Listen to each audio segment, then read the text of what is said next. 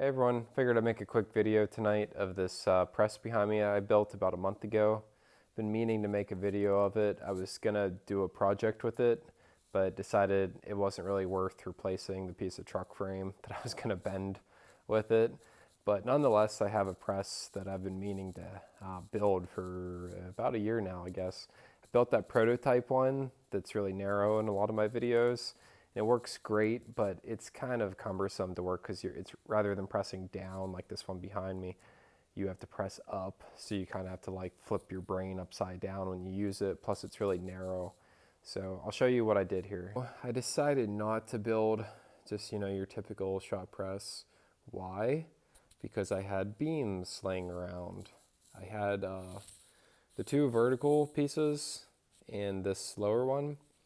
I've had sitting down where that piece of blue pipe is for, I don't know, 2 years or something.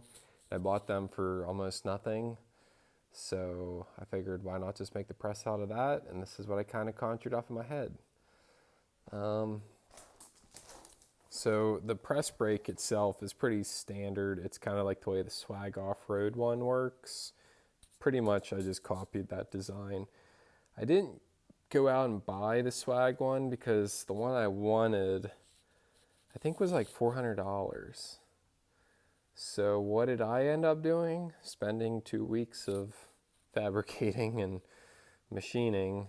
So what it rides on is this shaft that I turned down from this material. It's like 1 5/8. I found this in the junkyard. It used to be like 10 feet long. Now I only have 2 feet of it left. So I've been making use of my $15 piece of junkyard metal. I think it's just regular mild steel, but anyway, so I turned it down to about 1 inch and then took this piece of 2-inch round bar, bored a hole in it. Anyways, the frame's pretty basic. I learned a lot about these types of connections as I built this. So it's just a piece of 3/8 plate welded on the end of the beam. But I wish, looking at different types of connections that iron workers build, I wish I would have made it like 3 inches taller. Then I would have been able to put a series of bolts on either end. And I would have been able to put a fillet weld. I wouldn't have been welding. Here I had to be really careful not to create a lot of undercut because I didn't have a lot to work with. But I ended up just doubling it up with angle iron. So as you can see, I welded it on here. And then there's pieces of angle iron on either side. I doubled up a piece of plate where the jack pushes, and I haven't done it yet because I want to go to the steel yard and get the right size flat bar.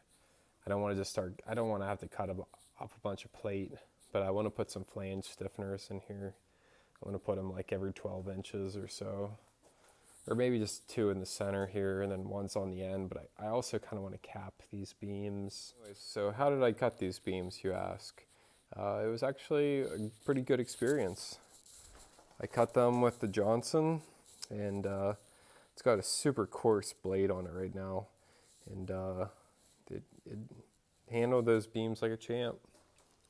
So one other thing is, I'll show you some pictures, but I went around for a while thinking of how I wanted to build the feet for it. And I found some really awesome examples out in the real world, but I didn't really want to waste a bunch of metal, so I ended up just cutting up a couple pieces of plate.